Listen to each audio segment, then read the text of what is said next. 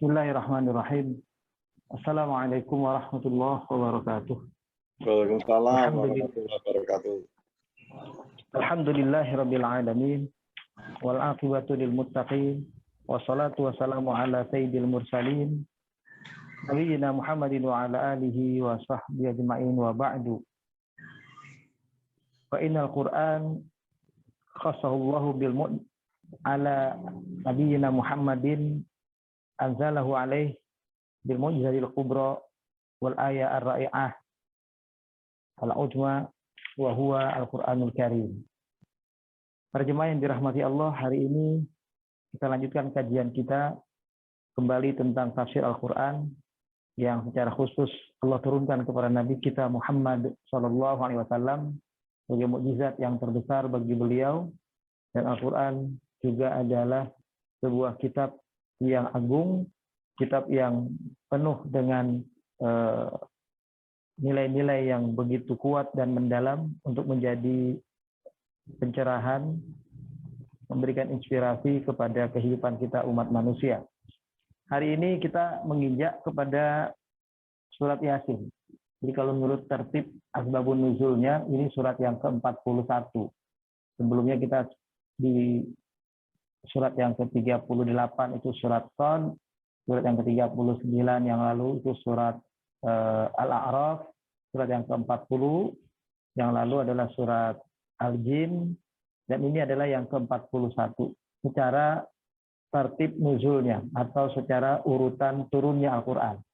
Adapun secara tertib penulisan surat, maka surat Yasin terhitung surat yang ke-36. Nah, oleh sebab itu kita bisa memahami mengapa surat Yasin ini termasuk surat Makkiyah, atau surat yang ada di awal. Ya, surat Yasin adalah Makkiyah, surat yang diturunkan di Mekah atau yang diturunkan sebelum Nabi hijrah ke Madinah. Wa mawdu'atuha ar-ra'isiyah hiya mawdu'at as-suwar al-Makkiyah. Bahwa pokok isinya sebagaimana surat-surat di dalam surat-surat yang diturunkan di Mekah atau sebelum Nabi hijrah itu, hadafuhal awal huwa bina'u ususil aqidah al-islamiyah. Hal yang pokok yang menjadi tujuan daripada penjelasan di surat Yasin ini sesungguhnya adalah juga masalah akidah tauhid, akidah Islam. Ya, amrul wahyi war risalah. Perkara yang terkait dengan masalah wahyu dan risalah kenabian Nabi kita Muhammad sallallahu alaihi wasallam. Wa mawdu' al-uluhiyah al-wisdani wal wisdaniyah. Dan hal-hal yang terkait dengan tentang keesaan Allah, ya, tentang kemahakuasaan Dia, wa takhrir aqidatul iman bil ba'tsi wan nusyur, juga sekaligus hal-hal yang terkait dengan keimanan kita tentang hari berbangkit, hari kiamat nanti. Wa hadhil akhirah tataraddad fi mawadhi' katsirah min as-suwar kama sanara. Inilah kajian yang nantinya di bagian akhir dari ayat di surat Yasin ini kita akan dapati banyak menyinggung hal-hal yang terkait dengan keyakinan tentang hari berbangkit, hari kiamat nanti, yang banyak saat itu orang-orang kafir Quraisy tidak meyakininya. Jadi tolong kita pahami dengan baik, orang-orang kafir Quraisy itu beda dengan orang-orang dari kalangan Bani Israel, Yahudi dan Nasrani yang Nabi temui di Madinah. Ya, kalau di Madinah itu ayat tentang hari kiamat boleh dibilang jadi berkurang. Kenapa? Karena orang-orang Yahudi, orang-orang Nasrani adalah mereka orang-orang yang percaya tentang adanya hari kiamat atau hari berbangkit nantinya. Sedangkan orang-orang kafir Quraisy yang ada di Mekah itu berbeda. Mereka tidak percaya adanya kehidupan setelah kematian. Mereka tidak percaya adanya hari kiamat. Bagi mereka, in hiya illa hayatuna dunya namutu fiha wa nahya wa ma yuhlikuna illa dahar. Bahwa kehidupan itu adalah kehidupan yang pada hari-hari ini saja, atau yang di dunia ini saja. Tidak ada kehidupan setelah kematian. Yang membuat kita mati setelah kehidupan ini adalah hanya persoalan waktu. Itu bagi mereka. Kemudian kita akan lihat juga dalam konteks surat Yasin ini, ya insya Allah adalah riwayat-riwayat yang lain nanti kita akan dalami. Tapi sebelum kita masuk ke riwayat yang terkait dengan surat Yasin ini, ada baiknya kita baca paling tidak di 7 ayat pertama surat Yasin ini. Silahkan dibuka, diperhatikan, kita baca ayatnya. أعوذ بالله من الشيطان الرجيم بسم الله الرحمن الرحيم ياسين والقرآن الحكيم إنك لمن المرسلين على صراط مستقيم تنزيل العزيز الرحيم لتنذر قوما ما أنذر آباؤهم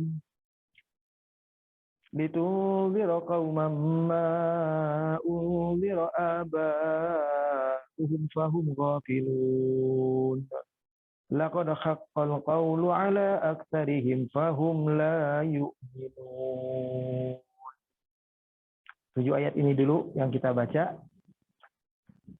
Dalam tafsir Imam Al-Qurtubi itu diterangkan satu riwayat hadis dari Imam Tirmidzi, dari hadis ini dari sanadnya Anas radhiyallahu anhu, dikatakan qala Rasulullah sallallahu alaihi wasallam, bahwa Rasulullah bersabda, inna likulli syai'in qalbul Quran Yasin. Sesungguhnya pada segala sesuatu termasuk kita manusia ada jantung. Ya, ada yang namanya qalb, ya, jantungnya atau hati, ya. Kalau kita terjemahkan qalb itu heart, ya, hati, maka sebetulnya dalam bahasa Arab itu yang maksud adalah jantung. Dan jantungnya Al-Qur'an itu adalah surat Yasin. Wa man qara'a Yasin kataballahu lahu bi qira'atiha qira'atul Qur'an 10 marrat. Barang siapa yang membaca surat Yasin, maka Allah menetapkan bagi orang yang membacanya itu satu bacaan Al-Quran senilai dengan dia membaca Al-Quran sebanyak 10 kali. Ya, jadi luar biasa ini keutamaan fadilah Al-Quran ini. Fadilah surat Yasin ini. Waruwi al-Hafidh, dan ada Imam Al-Hafidh Abu Ya'la an Abi Hurairah juga meriwayatkan begini. Qala Rasulullah sallallahu alaihi wasallam, man qara'a Yasin fi lailatin asbaha maghfuran lahu. Wa man qara'a Hamim allati yadhkuru fiha ad-dukhan asbaha maghfuran lahu. Lalu kemudian dikatakan, barang siapa yang membaca surat Yasin ini, kata Nabi dari hadis Abu Hurairah tadi, siapa yang membaca surat Yasin dalam satu malam, maka baginya adalah ampunan yang pasti untuknya itu. Dan siapa yang membaca surat Hamim, yaitu surat yang di dalamnya awalnya Hamim termasuk surat Ad-Dukhan, maka juga adalah ampunan baginya. Jadi kalau Abu Hurairah menyebut, ya, Rasulullah menerangkan ada 2 surat yang utama, yaitu surat Yasin dan surat Ad-Dukhan. Ya. Kemudian kita akan lihat makna dari surat ini lebih lanjut, ya. Ibtada itu surah Al-Karimah bil qasam bil Qur'anil azim, bahwa surat ini diawali dengan satu sumpah. Sumpahnya tentang sumpah Al-Qur'an, ya, tentang Al-Qur'an. Ya, nanti Yasin kita akan lihat, ya. Yasin ini bahagian dari al-huruf al-muqatta'ah atau huruf-huruf yang terputus yang kita sudah kaji waktu kita mengkaji awal surat Al-A'raf, kalau masih ingat, ya. Ya, alif lam ra itu kita sudah bahas, bahwa di situ diterangkan tentang huruf muqatta'ah yang dalam Al-Qur'an ada di beberapa tempat, ya, dan digabungkan oleh para ulama dalam satu perkataan, ya. Jadi ada 14 huruf. Ada yang kadang satu huruf, surat Qaf, surat Nun, ya, misalnya. Ada yang 2 huruf seperti ini, Yasin, Toha, ya. Ada yang 3 huruf seperti alif lam mim, ya, alif lam ra, alif lam mim shad, dan seterusnya. Nah, itu ada beberapa huruf. Nah, totalnya ada 14 huruf di dalam Al-Qur'an yang surat di awalnya itu diawali dengan al-huruf al-muqatta'ah. 14 huruf itu ditulis oleh ulama dalam satu kata, nasun hakimun, nasun hakimun qati'un lahu sirrun, ya. Nasun qati'un hakimun lahu sirrun. Nafsun itu 2 huruf, nun dan shad. Qati'un itu 4 huruf, qaf, alif, ta, dan ain. Hakimun juga 4 huruf, ha, kaf, ya, dan mim. Ya, hakimun. Lahu itu 2 huruf, lam dan ha. Sirrun 2 huruf, sin dan ra. Jadi jumlahnya semua 14 huruf. Ya. Diawali surat ini dengan sumpah terhadap Al-Quran ala sidqi risalati Muhammadin sallallahu alaihi wasallam, ya, sebagai sebuah pembuktian tentang kebenaran risalah yang dibawa oleh Nabi kita Muhammad sallallahu alaihi wasallam, wa ala sihhatil wahyi alladzi jaa bihi min indillah, dan pembuktian tentang kebenaran bahwa wahyu itu memang datang dari Allah, bukan buatan Nabi Muhammad sendiri.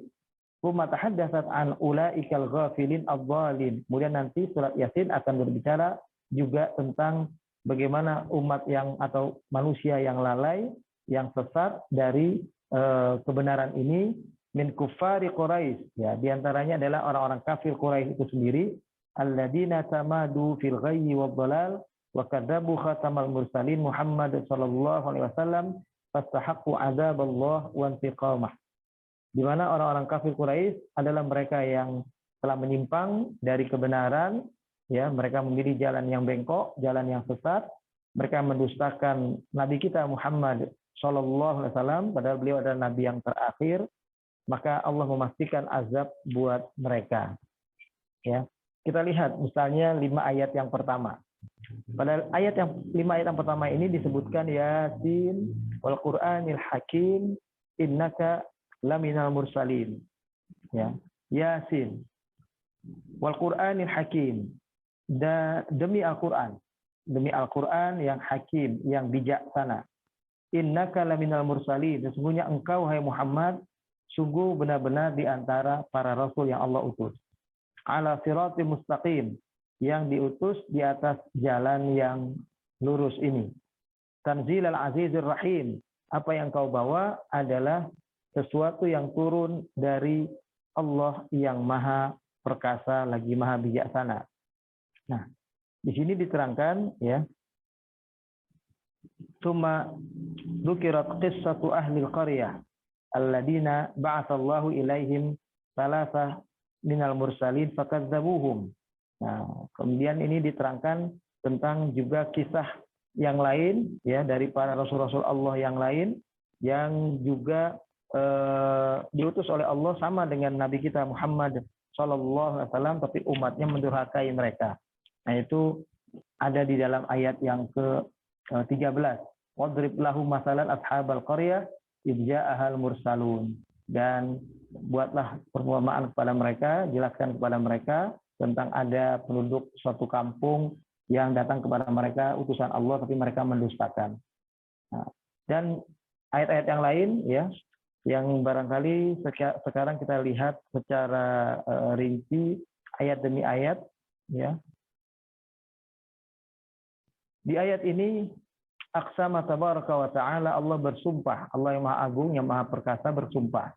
Fi bidayati hadhihi suratul karimah, dalam permulaan surat Yasin ini, bil Qur'anil Hakim, sumpahnya dengan Al-Qur'an Al-Hakim. Ini menarik, disebutnya Al-Hakim. Kita tahu Al-Hakim itu artinya yang bijaksana. Tentu saja kalau benda mati tidak bisa berbuat bijaksana. Yang bisa bijaksana adalah sesuatu yang hidup, sesuatu yang bergerak, sesuatu yang bernyawa. Nah, dalam hal ini Allah bersumpah dengan Al-Quran, disebutkan dia Al-Hakim. Yang ternyata Al-Quran adalah sesuatu yang hidup. Ya. Al-Quran tidak seperti benda mati biasa, tulisan biasa, katakanlah benda-benda mati yang diciptakan manusia lainnya. Al-Quran ini memang sebuah tulisan. Sekarang ini sudah menjadi sebuah mushaf buat kita umat Nabi kita Muhammad SAW ini. Tapi pada dasarnya dia adalah sesuatu makhluk yang Allah berikan ruh. Gambaran ruh itu adalah Al-Quran itu sendiri. Jadi ketika Allah menerangkan di dalam surat Asy-Syura tentang Al-Quran, itu disebutnya Al-Quran dengan kalimat ruh. Wa kadzalika auhayna ilaika ruhan min amrina. Dan demikianlah kepada engkau wahai Muhammad telah kami turunkan ruh dari sisi kami. Nah, ruh yang dimaksud di situ adalah Al-Quran telah kami turunkan. Jadi Allah bersumpah dengan Al-Quran yang Al-Hakim, ini menunjukkan bahwa Al-Quran itu sesuatu yang hidup. Dia bukan benda mati biasa. Karena dia bisa memberikan penghidupan bagi pendukungnya, bagi pembacanya, bagi yang loyal terhadap nilai-nilai Al-Quran itu, dia akan berikan sebuah pencerahan hidup, sebuah ma'alim fitarik, rambu-rambu jalan yang menuntun mereka kepada suatu kehidupan di dunia yang lebih baik. Ya. Kemudian diterangkan Al-Quran ini diturunkan kepada Nabi kita Muhammad, ya, Shallallahu Alaihi Wasallam ini, ya, ahadul mursalin, salah satu utusan Allah, ya, minar rusul ilan nas, yang Allah utus kepada kepada manusia. Wa anna ma ja'a bihi minal Qur'an al-'azim huwa kalamullah al-munazzal alaihi bi tariqil wahyi. Kemudian diterangkan bahwa Al-Qur'an Allah turunkan kepada Nabi Muhammad itu dengan perantaraan wahyu. Nah, wahyu ini tidak langsung diterima oleh Nabi, ya, sering diterima oleh Nabi melalui perantara malaikat Jibril alaihissalam, ya. La kama za'ama dhalun min kufari Makkah anal Qur'an min sun'i Muhammad. Jadi dengan tegas dan jelas disampaikan Al-Qur'an itu adalah wahyu Allah. Nabi Muhammad turunnya melalui malaikat Jibril, kadang juga langsung ada yang kepada Nabi, ya. Nah, tetapi ini sekaligus bantahan kepada orang kafir Quraisy yang menganggap Al-Qur'an adalah buatan Nabi Muhammad, ya. Ikhtalaqahu wa nasabuhu ilallah. Mereka beranggapan bahwa Al-Qur'an itu adalah buatan Muhammad sendiri, tapi dikatakan itu dari Tuhan, dikatakan dari Allah. Nah, itulah tuduhan orang-orang kafir Quraisy. Makanya dijawab dalam ayat ini, Yasin wal Qur'anil Hakim, demi Al-Qur'an yang bijak, yang isinya adalah nilai-nilai kehidupan yang bijaksana, dan Al-Qur'an itu sendiri memberikan kehidupan. Innaka, sesungguhnya engkau wahai Muhammad, engkau adalah laminal mursalin, sungguh benar-benar di antara para rasul yang Allah utus. Ala sirati mustaqim, yang diutus di jalan yang lurus. Bagaimana siratal mustaqim yang ada pada para nabi sebelum Rasulullah Muhammad Shallallahu Alaihi Wasallam. Lalu dikatakan di ayat yang kelima, Tanzilal Azizir Rahim. Apa yang engkau terima berupa Al-Quran ini adalah sebuah kitab yang diturunkan dari Allah. Ini ditegaskan di ayat yang kelima. Ya. Jadi ketika Allah bersumpah, wal qasamu bil Qur'anil azim ala risalatihi Muhammad sallallahu alaihi wasallam, manakala ketika Allah bersumpah dengan Al-Qur'an ini, fihi ta'zimun wa tafkhimun li sya'nir Rasul sallallahu alaihi. Ini sebetulnya adalah upaya, ya, Allah menerangkan kepada kita hamba-hambanya betapa agungnya sosok Nabi ini. Nabi Muhammad ini sosok yang sangat mulia ini, ya. Di mana Allah turunkan Al-Quran, kitab penutup ini itu kepada beliau. Nah, ini adalah sosok yang sangat terhormat dalam kehidupannya sebagai manusia. Falam yuqsimullah bi kitabihi li ahadin min anbiya'ihi bi risalah illa li Muhammad sallallahu alaihi wasallam, ya, wa kafa bi syarafan wa ta'ziman. Inilah bukti kemuliaan Nabi Muhammad dibandingkan dengan nabi yang lain, ya, agak sedikit Allah lebihkan kemuliaannya. Itu dengan diterangkan Allah bersumpah dengan menyebut nama Al-Quran. Tidak pernah ada kalimat Allah bersumpah dengan Zabur, dengan Injil, atau dengan kitab-kitab yang lain. Atau Allah bersumpah wabil kitab misalnya, dengan kitab, tapi langsung dengan eksplisit disebutkan wal Qur'anil azim, ya. Nah, Ibnu Abbas mengomentari tentang ayat ini, kata beliau begini, qalat kuffaru Quraisy, ya. Orang-orang kafir Quraisy sempat mengatakan begini, ya, perkataan mereka jadi tuduhan, ya, kepada Nabi. Lasta ya Muhammad mursalan. Wahai Muhammad, engkau bukan rasul yang diutus. Wa ma arsalakallahu ilaina. Allah tidak mengutus engkau kepada kami. Fa aqsamallahu bil Qur'anil azim al-muhkam. Maka kemudian Allah menurunkan surat Yasin ini dengan bersumpah bahwa Allah bersumpah bahwa Al-Quran itu adalah kitab yang memang Allah turunkan kepada beliau, dan beliau adalah utusan Allah. Anna Muhammadan minal mursalin, bahwa Nabi Muhammad itu adalah benar-benar salah seorang utusan Allah. Jadi ayat ini turun untuk memberikan bantahan dalam kehidupan di kota Mekah pada waktu awal-awal perjuangan dakwah itu, di mana orang-orang kafir Quraisy masih tetap dalam tuduhannya menuduh Nabi itu adalah bukan seorang nabi. Dia hanyalah orang yang pintar bersyair, pintar bertutur kata saja. Ya, Al-Quran itu adalah buatan dan karangannya. Nah, lalu ayat ini turun menegaskan bahwa Al-Quran itu adalah turun dari Allah Subhanahu wa taala. Kemudian kita lihat sedikit keterangan lebih lanjut, ya. Lafzah Yasin minal huruf al-muqatta'ah. Lafaz Yasin itu adalah huruf muqatta'ah yang tadi sudah saya jelaskan di awal. Wahiyya tashtamilu ala harfaini minal huruf al-hijaiyah ya wa sin. Bahwa huruf bacaan Yasin ini adalah dari dua huruf, dari huruf hijaiyah yaitu huruf ya dan huruf sin. Waqad taqaddama ma'na annal huruf al-muqatta'ah fi awaili ba'di suwar al-karimah litanbi ala ijazil Quran. Bahwa telah diterangkan selama ini dari kajian tafsir-tafsir kita sebelumnya di surah Al-A'raf, di surat Al-Jin, bahwa pengungkapan tentang huruf muqatta'ah semacam ini itu adalah untuk menjadikan kita lebih paham dan lebih yakin bahwa Al-Quran ini adalah mukjizat.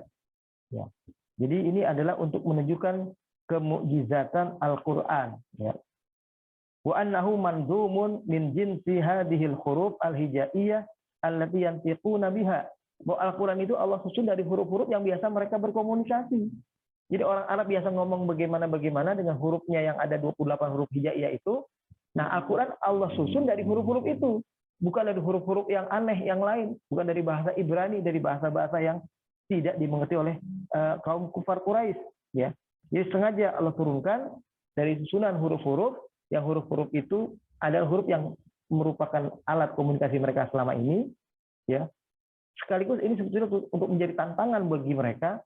Ya, kalau kalian pintar, kalian merasa hebat, tentu kalian bisa membuat tandingan semacam Al-Quran.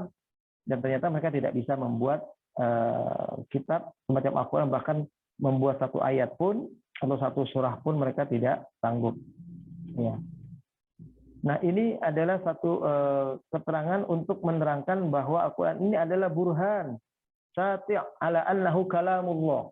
Penjelasan yang terang, nyata, gamblang bahwa Al-Quran itu adalah kalamullah. Kalamullah itu artinya adalah pembicaraan Allah kepada kita.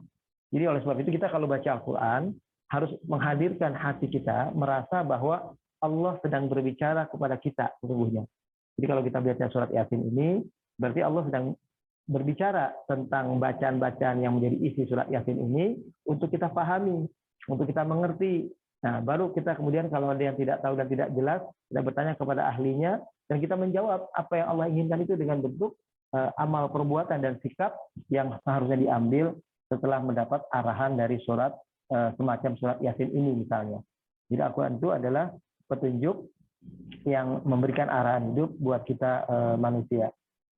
Kemudian di sini diterangkan qala ba'dul ulama, para ulama sebagian ada yang berbicara tentang surat Yasin ini, kata mereka al-hikmatu min dzikri hadhil huruf al-muqatta'ah fi awailis suwar. Hikmah daripada penyebutan huruf-huruf muqatta'ah semacam surat Yasin atau Alif Lam Mim dan semacamnya itu dalam awal-awal surat ini adalah annal musyrikina kanu yarfa'una aswatahum inda qiraatil Qur'an. Bahwa orang-orang musyrik dulu itu selalu kalau membaca bacaan-bacaan mereka, termasuk kalau mereka dengerin Al-Quran dibaca itu, mereka bacanya dengan suara yang keras. Ya, jadi kalau mereka dengerin Al-Quran dibaca, katakan turun kepada para sahabat, para nabi, ya, nabi lagi ajarkan kepada sahabat-sahabatnya Al-Quran, dibacakan kepada sahabat-sahabatnya itu, mereka sengaja meninggikan suara. Dia baca suara yang keras, suara kata-kata yang lain, kata-kata bahasa Arab, kata-kata syair, kata-kata yang lain, untuk menandingi bacaan Al-Quran. Biqasdi taswif wa itharatis sughub. Tujuannya supaya kita jadi tambah bingung. Jadi kalau baca nggak fokus, nggak konsentrasi. Ya, dia bicara yang lain yang keras. Hatta la yasma'uhu ahadun minan nas, sampai kita nggak bisa dengerin dengan jelas Al-Quran yang dibacakan. Nah, itu biasa. Jadi mengganggu. Orang kafir Quraisy biasa mengganggu seperti itu. Kama awsa ba'duhum ba'dan bidzalik, sebagaimana mereka biasa melakukan itu diterangkan di dalam Al-Qur'an di surat Fussilat, surat yang ke-41 ayat 26 ya, dikatakan begini ya. Wa qala alladziina kafaru la tasma'u li hadzal Qur'an walghaw fihi la'allakum taghlibun. Orang kafir Quraisy masih berani bilang begini ya. Kata orang kafir Quraisy itu, kalian jangan dengerin Al-Qur'an ini ya. Buanglah jauh-jauh Al-Qur'an. Justru kalau kalian jauhi Al-Qur'an, kalian akan selamat, kalian akan menang. Nah, itu sikap orang Quraisy masih seperti itu ketika Allah menurunkan surat Yasin ini. Fakana hikmatullah an yunazzila ba'da suwar ya wa fiha hadhihi al-huruf al-muqatta'ah. Maka dari itu hikmah yang bisa diambil dari Allah menurunkan Al-Qur'an, di antaranya awal-awalnya ada surat yang diawali huruf muqatta'ah atau Yasin atau Alif Lam Mim ini, hatta yalfut intibahuhum ila ayati dzikril hakim. Itu tujuannya supaya kita betul-betul perhatian, betul-betul ngeh gitu, fokus. Jadi suara-suara yang lain pun kalau kita dengar itu adalah suara-suara yang insya Allah nggak mengganggu kita lagi, tidak membuat kita pusing, ya, tidak membuat kita terhalang untuk memahami kandungan Al-Qur'an yang sebenarnya. Fa innahum idza sami'u mithla hadhihi alladhi ma'ahaduhu yansituna 'anil lagwi ya yaqbaluna 'ala istima'. Para sahabat kalau Al-Qur'an dibacakan dan ada awalnya Yasin, ada awalnya Alif Lam Mim, langsung mereka punya perhatian yang tersendiri. Nah, mereka fokus betul. Nah, itulah makanya ada beberapa surat yang diawali dengan surat ini supaya pendengaran para sahabat tidak diganggu oleh suara-suara yang dikeraskan oleh orang kafir Quraisy pada waktu itu. Ya. Fayahsulul maksud mimma yasma'unahu ba'da hadhil huruf. Maka mereka akhirnya jadi mengerti dari kandungan isi Al-Qur'an sesudah mereka mendengarkan huruf-huruf muqatta'ah semacam ini. Apa sih yang dimaksud ayat-ayat berikutnya? Nah, itu jadi mereka tahu, ya. Kemudian kita lihat tentang Yasin itu sendiri. Waruya an Ibnu Abbas anna makna Yasin, ya. Ibnu Abbas mengatakan Yasin itu maknanya adalah ya insan bilughatil Habasyah. Jadi dalam bahasa orang-orang Eritrea itu Ethiopia, ya, Afrika Utara, itu bahasa mereka menyebut Yasin itu artinya ya insan, wahai manusia, gitu. Ya, kita bilang ya ayyuhan nas, ya, kalau orang Arab itu bilangnya Yasin. Ini menurut pendapat Ibnu Abbas. Menurut pendapat Imam As-Sa'id bin Jabir, maknanya adalah ya Muhammad. Nah, Yasin itu adalah wahai Muhammad. Ya. Wa annahu ismun min asma'ihi sallallahu alaihi wasallam. Bahkan kalau Imam Sa'id ini mengatakan itu adalah salah satu nama Nabi. Ya. Bidalil qaulihi ta'ala. Dalil dari Imam Sa'id ini adalah ucapan Allah di ayat berikutnya. Di mana di ayat berikutnya setelah Yasin wal Qur'anil Hakim bunyi adalah innaka laminal mursalin. Itu merujuk kepada Nabi. Innaka, sesungguhnya engkau. Jadi Yasin itu kepada Nabi, Nabi itulah yang dimaksud dengan Yasin. Ini menurut ulama Sa'id bin Jabir. Ini juga seorang mufassir yang terkenal di kalangan tabi'in, ya. Ini beliau mengatakan ya Yasin adalah ya Muhammad. Itu adalah nama, salah satu nama dari Nabi Muhammad. Kata beliau, dalilnya adalah kalimat innaka laminal mursalin. Wa makna al-hakim dalam ayat ini, ya, kalimat di awal wal Qur'anil Hakim ini adalah al-muhkam minat tanaqud wal aib. Jadi Al-Qur'an itu adalah kitab yang isinya tidak ada kontradiksi. Isinya betul-betul bijaksana, isinya betul-betul kalimat yang lurus, yang nggak ada kontradiksi satu ayat dengan ayat yang lain. Pasti benar, pasti lurus, pasti saling mendukung, saling menyempurnakan, dan tidak menunjukkan adanya kekurangan dari Al-Qur'an itu. Alladzi la yatihil batil min baina yadayhi wala min khalfi. Enggak ada kebatilan. Nah, muncul dari ayat-ayat Al-Qur'an ini. Itu begitu makna Al-Hakim. Kama wasafahu Rabbul Izza wal Jalal, bagaimana dalam surat yang lain Allah juga pernah mengatakan ini dengan lebih rinci kalimat Hakim ini di surat Hud, ya, surat yang ke-11 ayat yang kedua. Ya, silakan kalau mau diperhatikan, dibuka surat Hud, surat yang ke-11, ayat yang kedua. Nah, di situ kita akan ketemu kalimat kitabun uhkimat ayatuhu humma fussilat min ladun hakimin khabir. Sebuah kitab, ya, telah dijadikan nilai yang sangat adil bijak, kata-katanya betul-betul lurus. Ayat-ayatnya ini kemudian dirinci. Ya. Dia datang dari Allah yang maha bijak dan Allah yang maha mengenali perbuatan hamba-hambanya.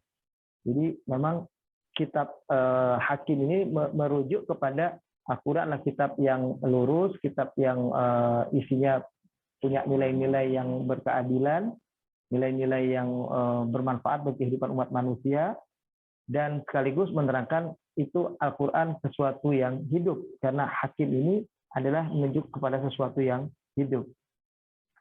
Kemudian ketika Allah mengatakan di ayat berikutnya, "Tsumma bayyana ta'ala haqiqatar rasul", Allah terangkan tentang kerasulan Nabi dengan kalimat innaka laminal mursalin ala siratal mustaqim. Jadi ayat 3, ayat 4 ini adalah ayat yang mendudukkan Nabi benar-benar sebagai seorang rasul. Jadi jangan ragu. Ya. Nah, Nabi disuruh jangan ragu, sahabat jangan ragu. Engkau sendiri jangan pedulikan dengan omongan orang-orang kafir Quraisy yang mengatakan engkau bukan nabi, engkau bukan rasul, rasul nggak seperti engkau sebelumnya, rasul itu orang-orang istimewa, semacam itu. Ya. Maka Allah terangkan, Pak Muhammad Sallallahu Alaihi Wasallam Rasulun. Muhammad itu adalah seorang Rasul. Laisa bisyair wala kahin. Dia bukan seorang penyair, walaupun tulisan Al-Quran begitu indah. Wala kahin. Dan dia bukan juga seorang dukun. Yang dengan Al-Quran itu banyak terjadi nilai-nilai bisa merubah kehidupan seseorang.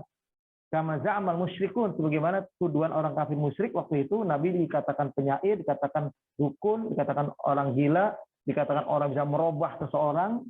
Ya. Wa risalatuhu mustaqimah. Apa yang beliau bawa adalah sebuah risalah yang benar, risalah yang lurus. Wa da'watuhu wadihah. Dakwah yang beliau bawa adalah dakwah yang terang benderang, yang jelas juga. La labsun fiha wala ghumudun. Enggak ada penyimpangan, tidak ada campur-campur dengan kebatilan, ya. Betul-betul dia al-haq dari Allah. Wala iltiwa wala inhiraf. Enggak ada penyimpangan. Tidak ada perubahan-perubahan yang dia buat sendiri oleh manusia. Enggak seperti kitab yang lain, misalnya kitab yang dari Allah kepada Nabi Musa, kepada Nabi Isa, terjadi inhiraf, penyimpangan-penyimpangan, ya. Ya, karena ditulis oleh murid-muridnya atau orang yang mengaku murid-muridnya, dan kemudian membuat menyimpang tulisan kitab Taurat, kitab Injil, kitab Zabur yang seharusnya atau yang sebenarnya Allah turunkan kepada para nabi-nabi sebelumnya. Wa makna sirat di sini, sirat ini adalah tarik. Sirat itu kalau dalam bahasa Arab itu jalan yang luas, jalan yang lebar. Kita bilang itu jalan-jalan tol. Makanya siapapun bisa masuk Shiratal Mustaqim. Siapa itu? Mereka yang bersyahadat asyhadu an la ilaha illallah wa asyhadu anna Muhammadan abduhu wa rasuluh. Maka mereka ada di jalan sirat ini. Ya, jalannya jalan luas, ya, jalan besar. Siapa bisa masuk di situ? Nah, nanti baru kita akan ketemu ada sabil, jalan-jalan kecil, ya, ada jalan-jalan yang katakanlah yang membuat kita berbeda secara amalan ibadah. Ada yang fikihnya mazhab Syafi'i, fikihnya mazhab Hambali, fikihnya mazhab Syafi'i, mazhab Hanafi dan semacamnya. Ada 4 mazhab itu misalnya. Nah, itu baru. Tapi dasarnya Shiratal Mustaqim itu semua sama, ya, sebagai seorang hamba yang Allah pastikan bagi mereka adalah berdiri di atas kebenaran. Ya.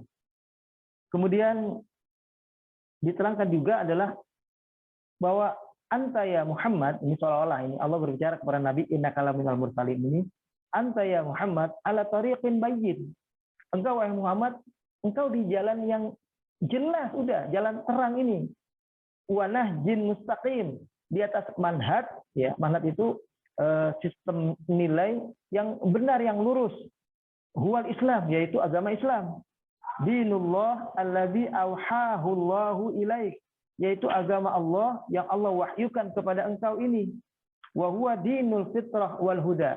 Bahwa agama Islam itu adalah agama yang sesuai dengan fitrah, agama yang dibutuhkan manusia, bimbingannya. Alladzi man salakahu la yazighu wa la yadhillu. Sehingga siapapun umat manusia yang berusaha mengikuti jalan Al-Quran ini, mereka tidak akan menyimpang, tidak akan sesat, tidak akan celaka. Ya. Tsumma bayyana ta'ala masdar hadzal Qur'an faqala. Kemudian Allah terangkan lebih lanjut, sumbernya Al-Quran itu dari mana? Allah katakan, Tanzilal Azizir Rahim. Kalimat tanzila ini menunjukkan pengertian apa yang Rasulullah diakui oleh Allah sebagai seorang Rasul menerima Al-Quran itu bukanlah berdiri sendiri. Dia merupakan sesuatu yang datang dari atas atau dari Allah Subhanahu wa Ta'ala, sosok yang maha bijak dan maha pengasih, maha penyayang. Hadal Quran al-hadi al-munir, ya, Al-Quran yang memberi petunjuk, yang memberikan penerangan jalan ini, huwa tanzilun min rabbil izzati wal jalal. Dia turun dari Allah, Tuhan yang memiliki segala kemuliaan dan keagungan. Al-Aziz al-Ghalib, zat yang maha perkasa, yang maha kuat, yang bisa mengalahkan apapun, siapapun. Alladzi la yaqhar fi mulkihi, di mana tidak ada kekuasaan lain yang menandingi atau mengatasi kekuasaannya. Ar-Rahim bi khalqih, dia juga adalah sosok yang sangat penyayang kepada semua makhluk yang diciptakannya. Kama bayyanal ghayah was sabab, ya, fi nuzuli hadzal kitab al-majid wa huwa al-indar wat tabligh. Sebagaimana keterangan di dalam kalimat ayat berikutnya, Al-Quran itu memang Allah turunkan dengan satu tujuan yang jelas. Untuk apa? Menjadi pemberi peringatan bagi mereka yang lalai. Ayat ke-6 itu bunyinya, litundira qauman. Al-Quran ini Allah turunkan untuk memberikan peringatan. Maksudnya agar Nabi Muhammad dengan Al-Quran yang diterimanya oleh beliau dari Allah ini memberi peringatan terhadap satu kaum, yang kaum itu bapak moyangnya, nenek moyang mereka belum menerima peringatan semacam ini. Nah, maksudnya kaum kufar Quraisy. Kalau kaumnya Nabi Isa sudah ada Nabi Isa, kaumnya Nabi Musa sudah ada. Sedangkan kaum kufar Quraisy ini belum menerima wahyu, ya.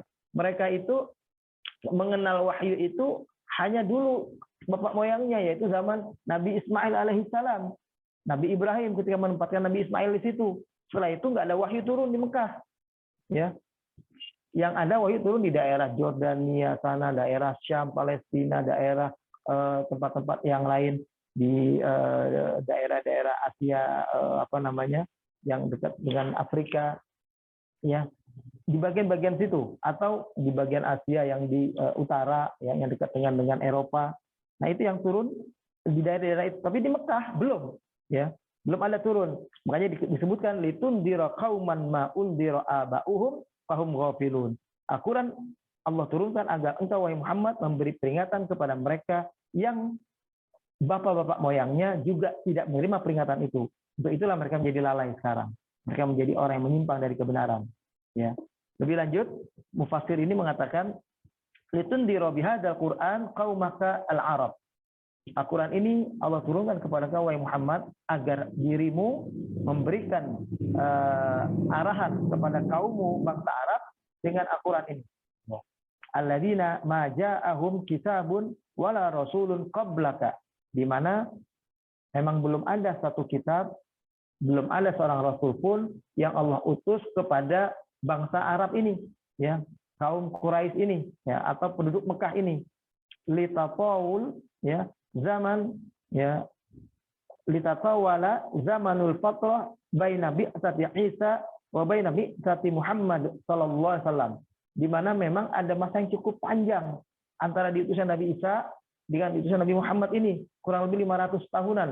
Ini jarak yang cukup panjang, sehingga berarti beberapa generasi itu sudah tidak ada rasul yang diutus di tengah-tengah kaum Quraisy ini. Fahum bisa babidzalika ghafilun anil huda wal iman. Itulah sebabnya kaum kufar Quraisy jadi kaum yang lalai, kaum yang nggak peduli dengan kebenaran ini, nggak ngerti lagi dengan petunjuk, dengan keimanan ini. Yatakhabbatuna fi dzulumatis syirki wa ibadatil awthan. Mereka jadi jatuh terjerembab kepada penghambaan kepada selain Allah, menghamba berhala, menghamba patung, menghamba kepada apa-apa yang mereka buat sendiri. Wal ghaflah asyaddu ma yufsidul qulub. Sedangkan sikap lalai itu adalah sikap penyakit hati yang paling berbahaya. Nah, karena kalau orang lalai itu dia tidak mau mengindahkan sesuatu, nggak mau mempedulikan sesuatu. Orang lalai itu bisa kadang-kadang malah muncul dalam dirinya nggak ada semangat ingin tahu. Ya, orang kalau tidak tahu sesuatu kemudian berusaha mencari tahu, itu namanya orang masih punya kesadaran. Tapi kalau orang sudah tidak tahu sesuatu, tapi dia tidak ingin tahu tentang sesuatu itu, ini adalah orang-orang yang lalai. Nah, kepada orang semacam inilah Allah mengutus Nabi, orang yang banyaknya tidak ingin tahu. Ya, padahal kesempatan untuk mencari tahu, di mana Allah sebarkan tanda-tanda kebesarannya dalam alam kehidupan di alam semesta ini, mereka tidak ingin tahu tentang itu. Ya, itu yang membuat orang-orang kafir Quraisy ini sebagai orang yang disebutkan ghafilun, lalai. Wa yu'attil al-hawas an wadha'ifiha al-asasiyah. Mereka adalah orang-orang yang lalai. Lalai ini digambarkan orang yang seperti tidak punya jiwa yang halus, ya, jiwa yang siap untuk menerima kebenaran itu dengan lebih lapang. Itu nggak ada dalam diri mereka. Ya, kesannya itu berat sekali mereka menerima sebuah perubahan. Berat sekali mereka kalau menerima satu arahan baru. Nah, itu begitu. Makanya digambarkan mereka sebagai kaum yang lalai. Nah, summa kasyafa ta'ala an masiri haula'il ghafilin. Kemudian Allah menjelaskan, ya, bagaimana ujung kehidupan orang yang lalai semacam ini. Ya, ayat yang ke-7 berbunyi, laqad haqqal qawlu ala aktsarihim fahum la yu'minun. Jadi seolah-olah Allah mengatakan, laqad wajaba adzabullah ala haula'il musyrikin. Maka telah menjadi sebuah kepastian bagi mereka kaum Quraisy, kaum musyrikin yang lalai dari kebenaran ini. Apa itu? Pasti akan mendapatkan azab dari Allah. Bisabab israrihim alal kufri wal inkar. Karena sebab, ya, terus menerusnya sikap durhaka mereka, pengingkaran mereka, kekafiran mereka kepada kebenaran ini. Wa adamu ta'assurihim bitadzkir wal inzar. Enggak ada pengaruhnya sama sekali peringatan dari Nabi, ya, ajakan-ajakan dakwah dari Nabi yang berusaha mengingatkan mereka kembali kepada kebenaran, itu seperti berat sekali atau susah sekali diterima oleh mereka. Fahum lidzalika la yu'minun. Maka mereka adalah orang-orang yang tidak beriman dengan apa yang dibawa oleh Nabi itu, ya, bima ji'tahum bihi min indillah. Dengan apa yang kau bawa wahai Muhammad, mereka enggak percaya, mereka tidak yakin. Walidzalika haqqat alaihim asyaqawah. Karena itulah pantas mereka menjadi umat yang Allah katakan pantas mendapatkan azab, ya, mendapatkan syaqawah. Syaqawah itu kehidupan yang celaka. Imam Ibnu Katsir juga menjelaskan begini, ya. Wal murad biha ulail Arab, kata beliau, yang dimaksud dengan bangsa Arab yang dianggap ghafilun, ya, menerima peringatan Allah ini, lalai, fa innahu ma atahu min nadirin min qablihi sallallahu alaihi wasallam. Karena mereka adalah bangsa yang belum datang kepada mereka seorang pemberi peringatan pun sebelum datangnya Nabi Muhammad. Ya. Wa dzikruhum wahdahum la yanfi al-umum. Adapun penyebutan mereka sedemikian itu tidak berarti menafikan yang umum. Artinya, bukan berarti ayat ini hanya untuk bangsa Arab, kaum kufar Quraisy ini saja, tidak. Maka kepada bangsa manapun, umat manapun yang fatrah lama tidak menerima kebenaran, maka umat itu juga adalah umat yang potensial untuk lalai dari kebenaran. Nah, disitulah tugas Nabi, tugas para Rasul. Kalau sekarang kita para da'i, para ulama, karena ulama adalah warasatul anbiya, pewaris para Nabi, menegakkan atau menyampaikan kebenaran kepada mereka. Fa'innahu sallallahu alaihi wasallam, karena Nabi justru bu'itsa ila jami'il khalqi, diutus oleh Allah untuk semua makhluknya. Jadi bukan hanya bangsa Arab saja. Jadi kalau bangsa Arab seperti itu kondisinya, maka bangsa yang lain yang juga sama kondisinya juga tetap menerima dakwah Nabi. Kama qala subhanahu wa ta'ala, qul ya ayyuhan nas inni rasulullahi ilaikum jami'a. Ya, sebagaimana kata Allah dalam Al-Qur'an di surat ini Al-Maidah, wahai manusia, sesungguhnya aku adalah seorang rasul kepada kalian semua. Nah, itu disebutkan ya ayyuhan nas, wahai manusia. Jadi nabi Allah utus untuk seluruh umat manusia. Juga diterangkan dalam surah Fatir, wa ma arsalnaka illa kafatan linnas basyiran wa nadhira. Ya, bahwa tidaklah kami utus engkau wahai Muhammad kecuali untuk menjadi pendakwah ya atau nabi bagi seluruh umat manusia. Itu disebut kafatan linnas, seluruh umat manusia. Jadi sifat ajaran nabi ini universal dan menyeluruh sampai manusia akhir zaman. Tidak hanya bangsa Arab itu saja. Ya, inilah barangkali para jemaah sekalian kajian awal surat Yasin ini. Ya, kalau kita lihat lebih lanjut tadi, ya kita perhatikan bahwa surat ini memang surat yang punya keistimewaan, ya sering dibaca, ya. Tapi banyak yang kadang-kadang keliru membacanya itu kepada orang-orang yang mati, padahal pengertian mayit itu dalam bahasa Arab itu ada perbedaan. Kadang-kadang kita menganggapnya sama. Itu dalam bahasa Arab mayit ya, ya-nya pakai syiddah, mayit dengan mait ya, mait atau mim ya-nya sukun. Kemudian ta, maitun. Jadi maitun dengan mayyitun itu dalam bahasa Arab berbeda. Bagaimana firman Allah dalam Al-Qur'an, innaka mayyitun wa innahum mayyitun. Sesungguhnya engkau wahai Muhammad akan mati dan sesungguhnya mereka pun juga akan mati.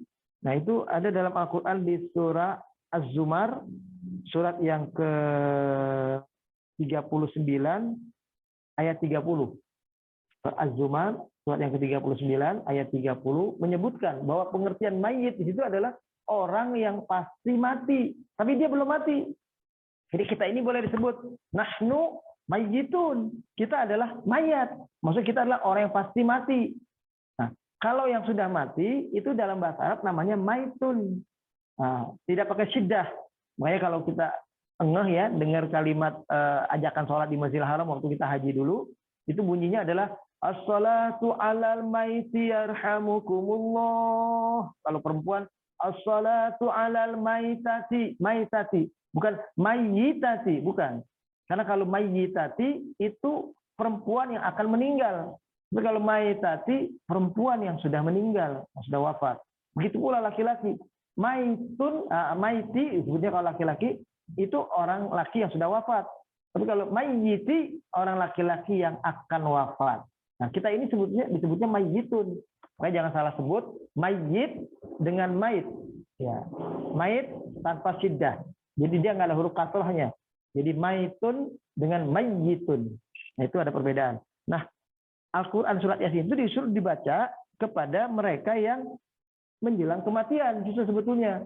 Karena surat Yasin ini berisi pelajaran-pelajaran yang berguna bagi mereka yang hendak sakaratul maut, supaya mereka jadi lebih sadar tentang hari berbangkit, tentang diutusnya Nabi, tentang kebenaran wahyu ini, ya, sampai tentang kekuasaan Allah yang bisa sekejap dia mengatakan kun, sekedar bilang jadi, maka semua akan jadi.